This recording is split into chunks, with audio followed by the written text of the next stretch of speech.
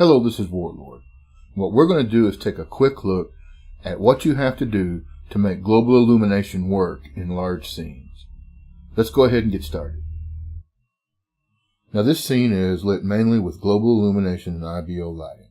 You'll notice the lighting we have along the freeway and some lighting over here. That's all from the props that are using self-illumination. And that's on the light features that are built into the props. But now when you use outside assets, the scale's not always right.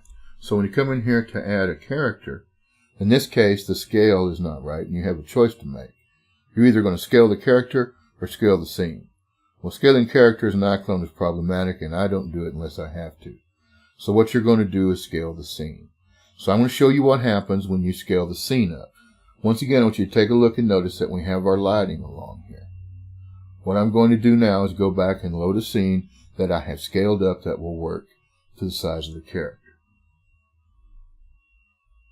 Now you'll notice here's a scene that is scaled to work with the character, and our lights over here still have their glow. I'm going to go up here and change cameras, and you'll notice that all of our lighting is gone as far as our global illumination. Over here, we're back to flat lighting. All we have is the self-illumination, and there's a very simple reason for that. So let's go up here and take a look at preview. Well, actually, let's go back to the scene so you can see what I'm talking about. Let's go to Visual, and we're over here on the Global Illumination tab, Anchor Settings. Let's turn on View GI Range, View GI Voxels.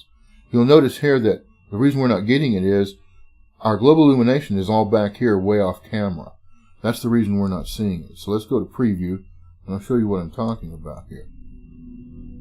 You can see right now why we're not getting any global illumination up here.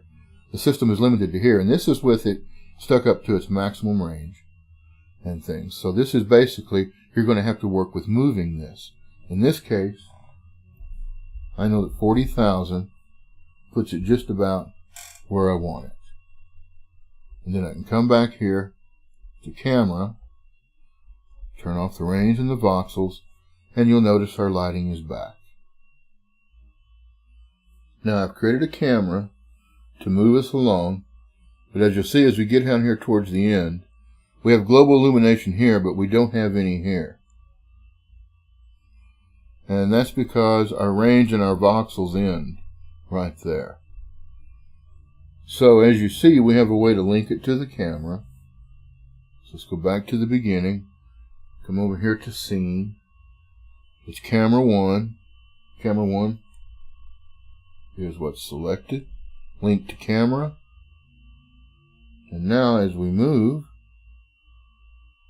it moves with us. But you'll notice though, because of where I had it set, it's going off camera too soon. Once the light disappears over here, it's disappearing a little too soon. And that's because of where I had this set. So let's change this to 45,000. That pulls those voxels back further, and now you'll notice our camera's not outrunning our voxels.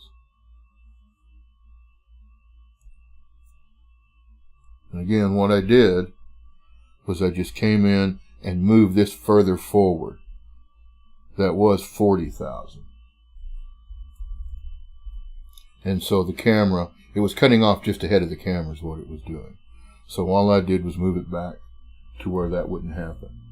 So always be aware of where your voxels are, and make sure you attach it to your camera so that you have the scene you want.